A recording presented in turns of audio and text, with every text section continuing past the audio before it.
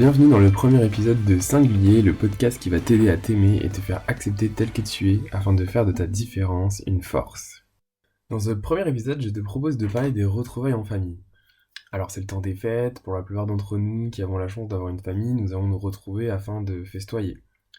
Les retrouvailles ne vont jamais sans toutes les questions qui vont avec et qui, pour la plupart, sont bienveillantes puisque ça fait longtemps qu'ils ne t'ont pas vu. Alors, comment gérer ces questions et réussir à s'assumer sans crainte de jugement? À travers cet épisode, je te propose de regarder nos émotions et rester équanime face à celles-ci. Alors déjà, peut-être tu t'es arrêté à équanime. Ça veut dire quoi ça? Jamais entendu. Je te rassure, il y a de ça quelques mois, je ne connaissais pas non plus ce mot. Équanime signifie de rester observateur de ses propres émotions et de ne pas y réagir. L'équanimité est donc la capacité de garder le même état d'esprit quels que soient les événements. J'ai appris ce concept durant mon Vipassana et depuis je peux t'assurer que ça a été une réelle découverte pour moi. Je trouve cela passionnant. Comment rester équanime en toute situation? Pour répondre mieux à cette question, on va passer au travers de 5 points. Premièrement, tes pensées. Ensuite, observer ses émotions. En 3, accepter ses émotions. En 4, tout est impermanent. 5, une bonne respiration. Alors en 1, tes pensées. Il faut savoir que tes pensées façonnent ta réalité et déclenchent pas mal de réactions chimiques en toi, qui notamment engendrent certaines émotions et donc certaines réactions sur ton corps. Si tu penses que ton oncle, de par sa question, est en train de se moquer de toi, alors c'est certain que tu vas commencer à ressentir certainement de la colère, de la honte, qui va se formaliser par la gorge qui va se nouer, ton estomac qui va se serrer, etc. Chacun peut ressentir des choses différentes, puisque dans le fond, on est tous différents. C'est là que, sur le sujet numéro 2, c'est là que l'observation de ces émotions est importante et va jouer un rôle clé pour conscientiser ce qui se passe dans ton corps et faire le lien entre ce qu'il se passe et de comment une phrase a pu te faire changer d'état d'esprit, donc changer tes pensées. Et comment ces mêmes pensées ont changé l'équilibre de ton corps de par les différentes sensations que tu sens sur celui-ci. L'observation te permet ainsi de prendre conscience de tout ça. En 3, lorsque l'on observe ces émotions, il est important de les accepter.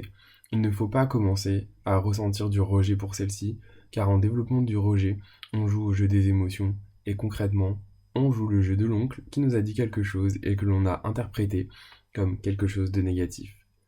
Observer sans réagir permet donc de conscientiser ce qu'il se passe dans le monde présent, objectivement, et donc de ne pas réagir. Car au final, cette phrase est objectivement neutre. C'est nous ensuite qui allons l'interpréter et ainsi lui donner un aspect positif ou négatif. Tout est ainsi impermanent.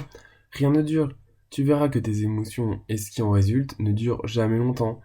Ça vient et ça part comme le flot de tes pensées. Alors, est-ce que ça vaut vraiment la peine de s'emporter, quitte à dire des choses que l'on pourrait finalement ne pas penser pour quelque chose qui dure quoi? Allez, quelques minutes. Ne vaut-il mieux pas, même si on a interprété la chose de manière négative, ne pas y réagir et plutôt être détaché et ainsi y répondre avec un amour inconditionnel qui, à 100% des cas, même si l'oncle avait des mauvaises intentions par exemple, va arrêter net le sujet. En 5, une bonne respiration. Effectivement, une bonne respiration en parallèle de tout ça permet de rester connecté avec soi-même, ça fait redescendre naturellement la pression et ça permet de garder le contrôle de soi. Je dis bien en parallèle, car pendant que tu passes à travers l'ensemble de ces différentes étapes, il est essentiel de ne pas oublier de respirer. Ça paraît bête comme ça, mais ça permet vraiment de garder le calme et rester dans le moment présent. Alors tu te dis peut-être, non mais ça paraît simple comme ça, mais c'est super dur. Alors en effet, je ne vais pas te mentir, c'est au final un travail quotidien de faire cela. Cependant, tu peux en trouver une application concrète durant les fêtes. On va tous vivre des situations qui vont nous demander d'être en contrôle de nous, parce qu'au final, si on se retrouve en famille, c'est quand même pour y passer des bons moments et non pas se prendre la tête. Par exemple, de mon côté, je vise de devenir végétarien. En revanche, je suis bienveillant avec moi-même sur le fait que ça ne va pas se faire du jour au lendemain, mais je commence à faire plus attention à ce que je mange, de diminuer grandement, voire d'arrêter la viande. C'est sûr que ce sujet va sortir à table et parce que c'est quelque chose de récent comme décision pour moi, je vais certainement devoir faire face à des questions, jugements ou autres. Eh bien, tu sais quoi? Je m'en fous. Et tu sais pourquoi je réagirai pas? Parce qu'au fond de moi, je sais pourquoi je le fais et cette décision m'appartient. Alors les autres auront bon à avoir leur avis, c'est correct pour moi, car je ne suis pas là pour les convertir.